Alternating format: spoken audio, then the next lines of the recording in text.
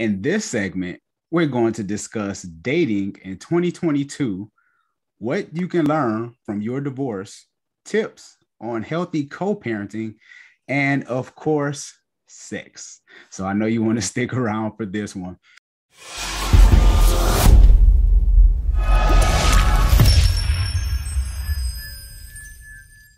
Today, I have a special guest with me. She is a mom, a professional photographer, creative collaborator, and host of her podcast, Sadie's Divorced and Happy. Love the title. FM I Player, do too. FM Player ranked her podcast as one of the best dating after divorce podcasts. Congratulations to that. Thank you, Shon. When I listen to Sadie's Divorced and Happy, I hear nothing but freedom, forgiveness, and fun. And I'm so glad that I'm so glad to hear that. Yes, spot on, friend. That's what I hear. And I'm glad that we have you with us today. So Brave Hearts community, let's show some love to Sadie Marie. How are you? Oh, and I love feeling the love and I love giving the love too. It's all about reciprocal relationships, right, Shon? It is. Well, and first, let me say that I want to congratulate you on your 1-year anniversary, which was in January. Yes. And you were a guest of the podcast early in. Yes, I had the honor to great be episode. A guest. Yes, so fun. Talking about remarriage. Ooh, the topic. I still go a little bit like this, but anyway. How fast does time fly, you know? Incredible. A year. I know. Oh my God. So yeah, so many great things going on for you. So I had to bring you on a guest as a show. Let's just jump in today's episode. What does dating look like for Sadie in 2022? Oh, I love that question because it is so different than when I first got divorced, which was October of 2018. And dating was like an all-you-can-eat buffet. I want some of that and that and that. And then I'll take another helping of that and a lot of that. Yeah, that was me right out of divorce. It was really, Shon, about having great sex. I'm just going to put it out there because I wasn't looking for a relationship. I was looking for fun and I was exploring and I was learning a lot about myself and what I realized, oh, I like that. Oh, I really like that. So it was a lot of fun. And, you know, it's what I love about that whole stage. I call it the honeymoon stage, where you just get to kind of reinvent yourself and also realize, oh, I get to actually focus on what I like again. You know, because there's so much energy when you're going through a divorce about the divorce, right? You're not thinking about yourself. You're not really thinking about self-care, although you should. I highly recommend it. But, you know, there's only so much energy we have. And divorce sucks up so much energy, as you know. And then when you're through that, and then you get to focus on yourself and explore and create and reimagine, it's so delicious. So that's the honeymoon stage, everybody. Not encouraging divorce, but if you're going through one, look forward to it. It's a lot of fun. But now dating, you know, years later, I've been quite open on my podcast about how I have realized that I am not as emotionally available as I thought I would be by this stage in the game, 3 years out of a divorce. And I am working on that. I do have a therapist. I hold myself accountable. I'm very transparent that I have anxiety around relationship and intimacy. And it's uncomfortable. So I am working through that and owning that and loving myself in the process, because I mean, that's my job, to love myself so much. And I'm grateful. I'm grateful that I have taken my time to really learn about me and the areas that I really want to grow. When it comes to more interpersonal communication, connection, intimacy, and also that I've come a long way. You know, I definitely have come a long way since 2018, and I was just, you know, fun and games. So, does it seem like a long time ago? Now. Pardon? Does it seem like a long time ago going through a divorce? You know, going through a divorce feels like a long time ago. The fun and games, not so much. I can still come up pretty fresh, like, oh yeah, that was so good. The divorce is thankfully feel like a long time ago now. I'm grateful for that. Yeah, for sure. So I have another question though. Did you jump on any dating apps or did you just happen to know some people? Oh, Shon, I have mastery on these dating apps. Are you tired of dating the same person, just different faces? Are you tired of people wasting your time in this whole dating process? Do you desire to marry one day? I created this 5-part video series entitled Dating Intentionally 5 Ways to Know They Are the One for You. You can get it now in the comment section below. You will see it is 5, the number 5, ways to know podia.com. I created this 5-part video series with you in mind. Now let's get back into today's podcast episode. I can teach you some tricks, especially when it comes to meeting people from other cities, because that has become my forte. Kind of known for that, being that lady, like, okay, this is how you go on Tinder and you go to this city and this is what you do. And Hinge is a different way about it. You know, Bumble is a different way about it. So yeah, I've become that lady. But I've met a lot of people. My friend and I were doing the math, thousands. I mean, it's a blur kind of, I guess, because it's so easy to meet people on an app. And then, some conversations last a few days and then they just go away. So but, I live in a city where it's not maybe like a New York or an Atlanta. There isn't really like a really active nightlife for women my age, women in their 40s. So, St. Paul, Minneapolis, not so much. I've had to be creative, Shon. But of course, I use the apps. Yeah. Yes, of course. Yeah, especially in the wintertime. You really got to be creative in the wintertime, huh? Yes. Being creative is not a problem for me. I got that down. So I wish I could meet men more organically in my town, make it easier on me, but it hasn't happened yet. It could. Anything's possible. That's right. Anything is possible. That's right. I met my wife on Instagram and I relocated. I remember that you and she talked about books and you had all these chewy chats on Instagram. So yeah, you did a long distance thing for a while and look what happened. Yeah, right. With the woman of your dreams, it seems like to me. That's my girlfriend. Yeah, that's my girlfriend. She's always just all tied up in one. My best friend, my girlfriend, wife, all of the other good stuff. So I love that. Can you talk about your divorce and what has divorce taught you? Such a big question. I mean, I could say a lot about that. I think, again, divorce has really taught me about empathy towards myself and towards my ex. I did an episode called It's Not You, It's Me. And it was really about me owning my victim mentality in my marriage and in my divorce. And once I was able to own that and have empathy for myself and forgive myself, I was able to have a lot more empathy for my ex. I think that a lot of times when we project our anger onto someone else, it's really because we have unhealed things within us that we aren't ready to own and talk about. Yes. And now I'm very comfortable talking about those things because I have forgiven myself for them. So I've learned to be empathetic towards myself and towards others. I think if we all had more empathy in relationships, we'd be happier.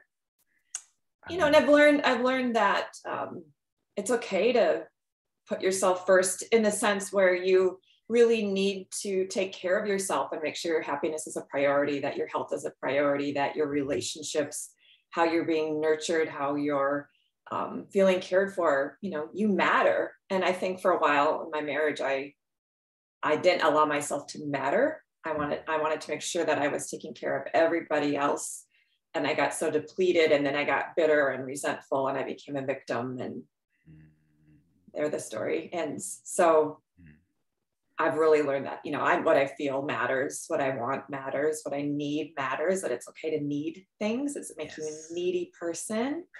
We're mammals, right? Are you a mammal? I'm a mammal, Shon, just putting that out there. We are created to be connected to other living creatures, right? That's why we love our cats and dogs and friends and kids, because that's how we're created. We're created to connect. And I think there's such a message right now, I can do this on my own and I don't need anyone to love me. And not true. I need people to love me. I need to love people.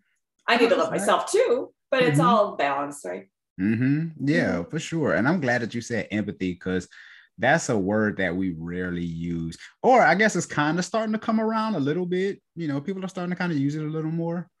But I'm glad you said that because we have to understand that looking outside of ourselves and seeing someone else that they have feelings too. Absolutely. We're all So people. We're yeah. all beautifully flawed people. Yes. And if we So. can do that more often, I think we can have more healthier relationships because I know that's something that I had to learn. I know that was an issue for mine in my marriage because I couldn't see outside of myself. We're really, in this culture, we're really conditioned to be very self-focused, which is why we're very driven and we get a lot done, which that's nice, but it does cause an impact on relationship, doesn't it? Yes. Yes. Yes. Because I'm on the other side of divorce too. So I get it. Empathy. I did an interview with a gentleman and his name was Luis and it was called the E-Spot. And he said, what if we had empathy on a first date? I'm like, wow, what if? We never go on a first date like, wow, I just want to have empathy towards this person. We want to I'm going to tell you all these things about me so you like me, Yeah. And talk about my ex. Ooh, no, don't do that on a first date. Don't do that on your first date. Don't do that on a first date. Unless you don't want a second date. If you don't want a second date, do that on the first date. You won't get a second one, just saying. Exactly. You talked about, I love this Instagram post. I think I might have seen it on Facebook too. And you were talking about co-parenting. And there was a picture of you and your beautiful kids. Yes. And the interesting thing was in the comment section, you said, who was the other person on the other side who took the picture? It was so good. And I had to read the whole description. I was like, yeah, so who's on the other side of the camera? And it was your ex-husband. And then you also put in there, taught him a thing or two, right? I did. He's a great photographer. Yeah. So can you talk about what does healthy co-parenting look like? Because that can be a struggle in a lot of divorces because somebody's probably still bitter. What does healthy co-parenting look like for you? And how did you even get to that place after being just divorced for a little bit over 4 years? It was a year at that time. Oh, a year. Okay, yeah. That we took the photos.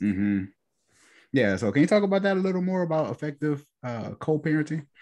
Well, it's a journey like anything else, right? It kind of goes like this. I mean, some days I'm rocking at the co-parenting and other days I am not. So I'm just going to own that. I am not an expert in co-parenting. I'm a divorced woman who's also a mother doing her best.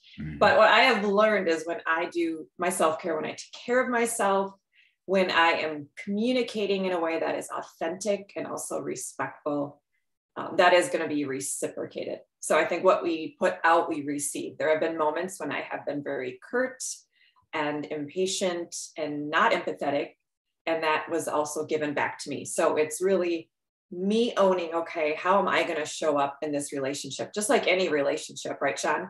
How do I want to show up for myself?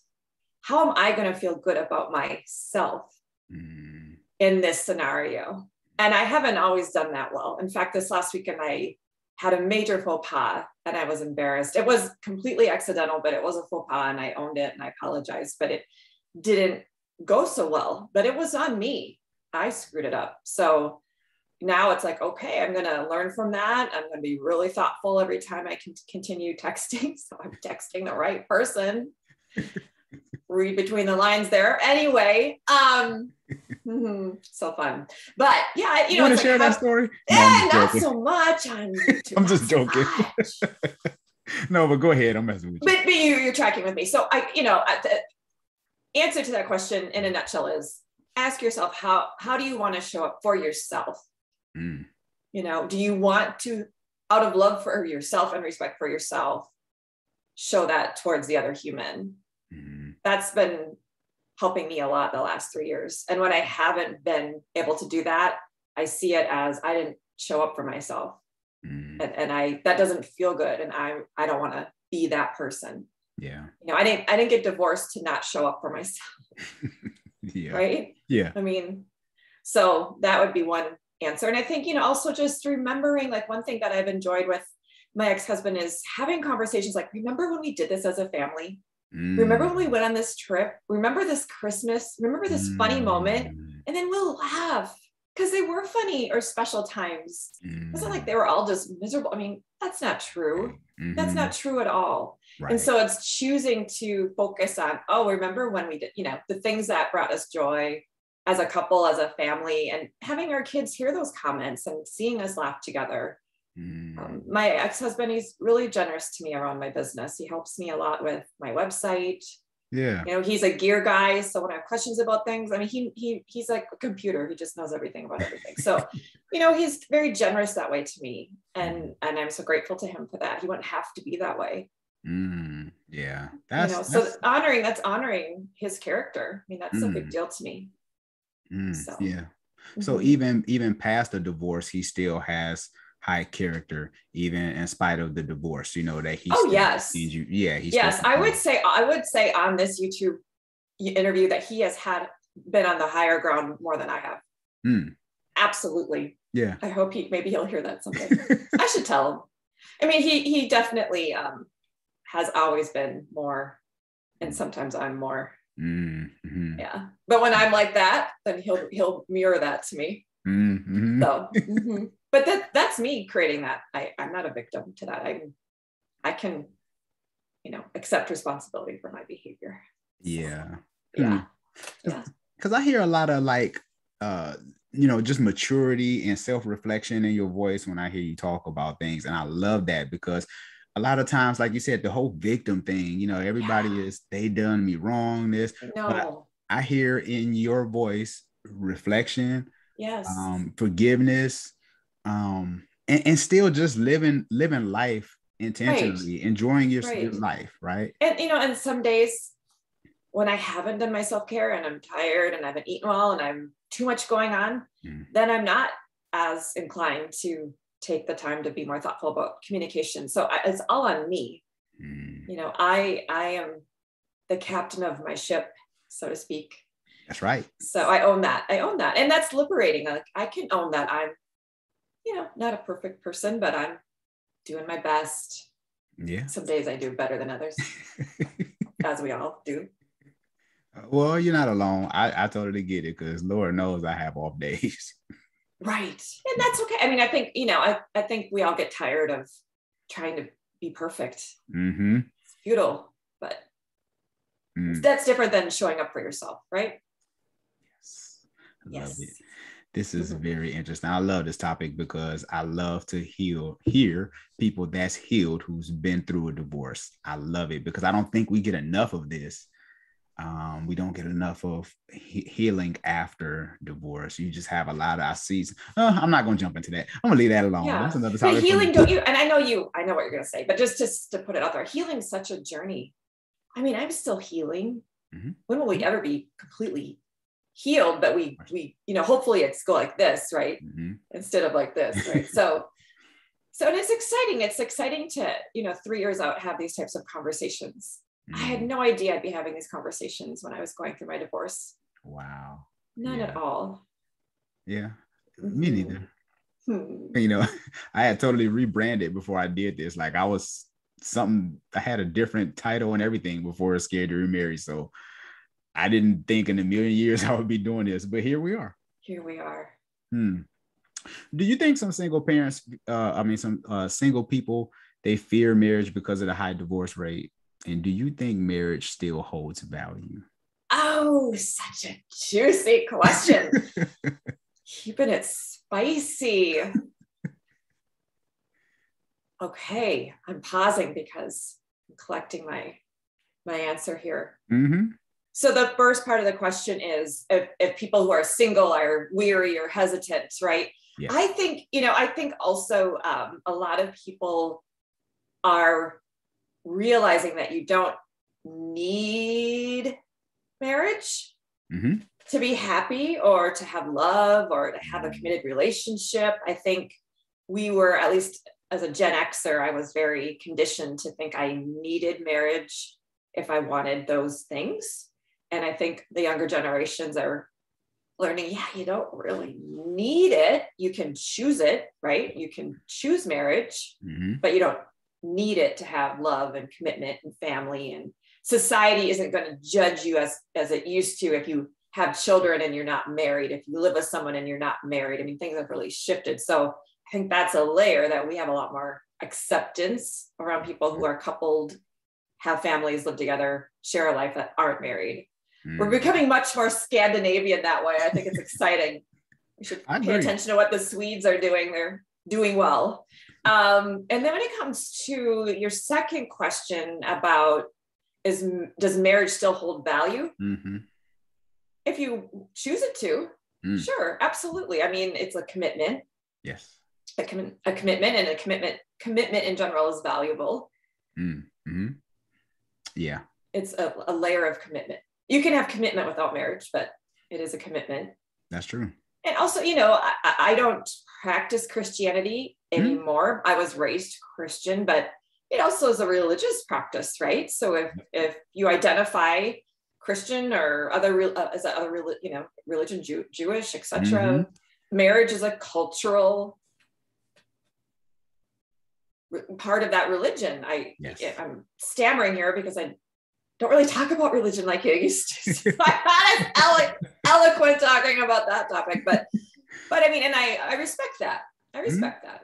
Yeah, for sure. I mean, you know, I get it, and it is a religious practice, right? You know, and I think that people it's a sacrament. The Catholic Church, it's a sacrament. Marriage is a sacrifice because it is. You are not putting yourself first in the sense where you are thoughtful about your partner and sacrificing something of yourself to love them in a way that God would want you to.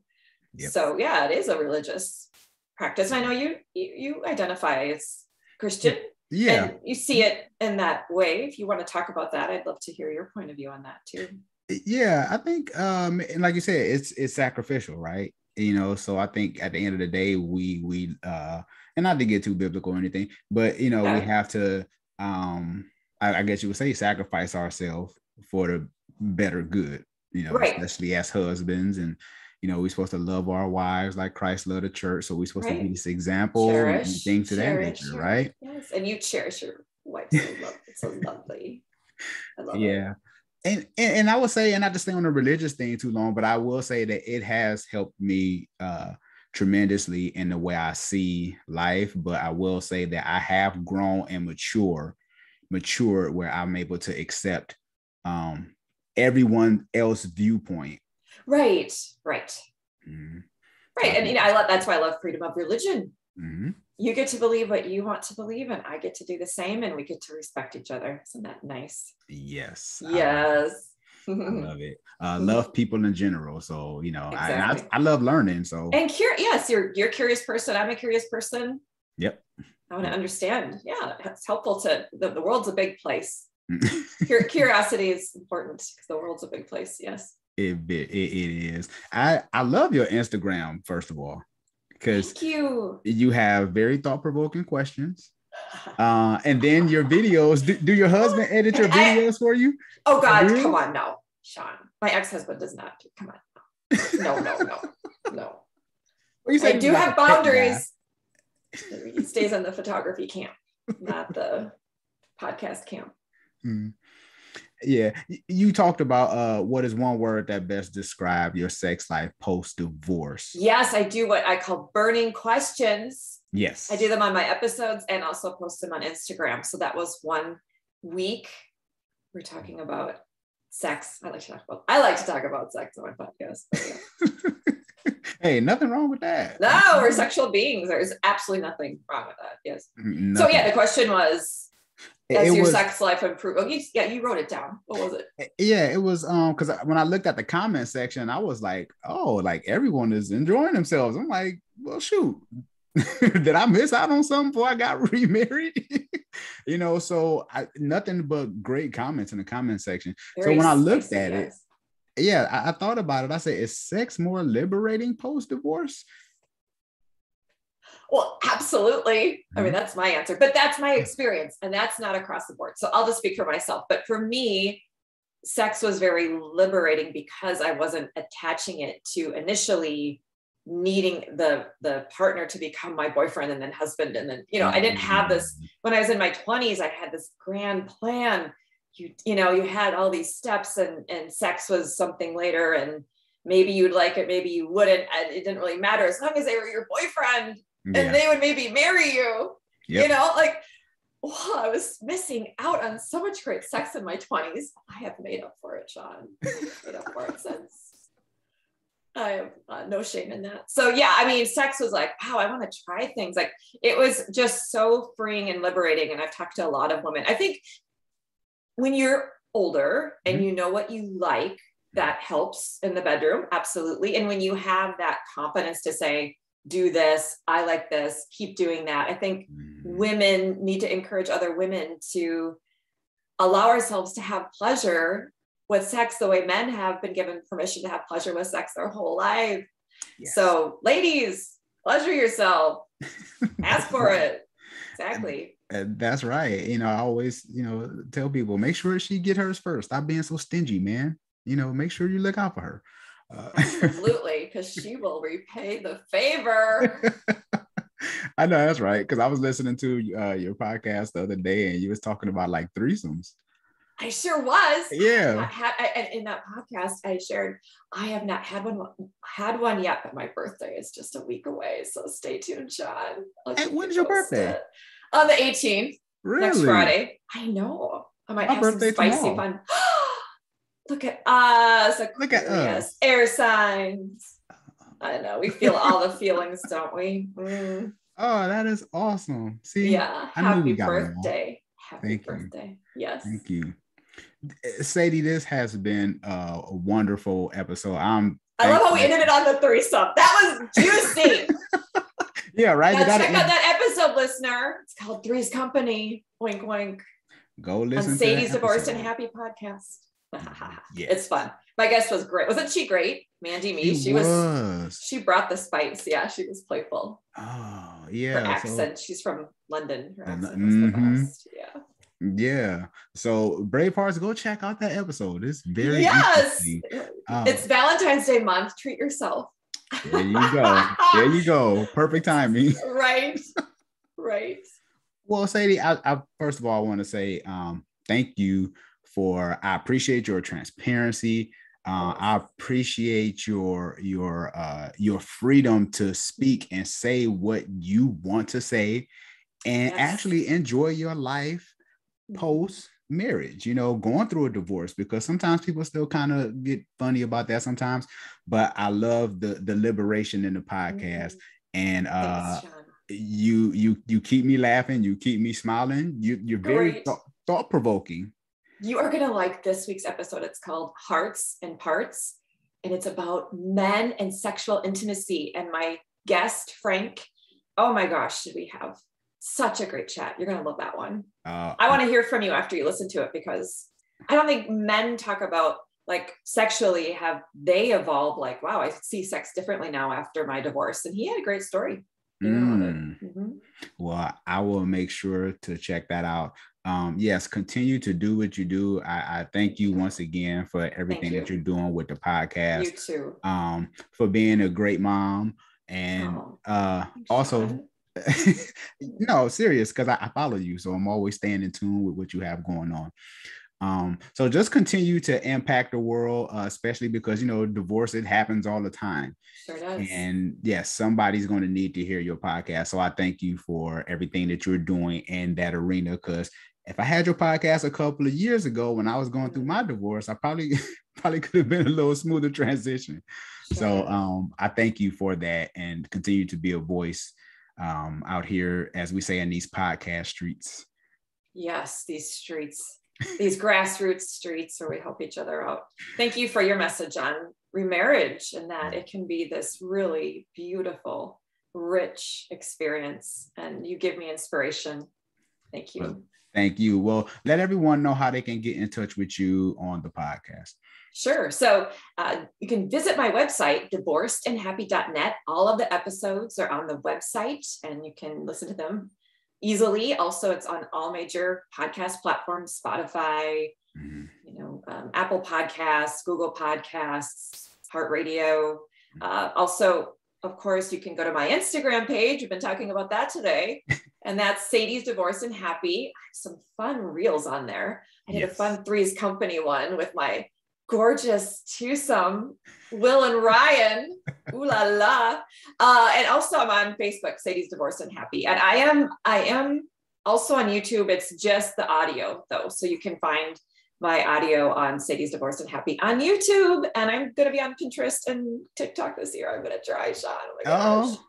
Well, go ahead, because I'm pretty sure we can use your content over there too.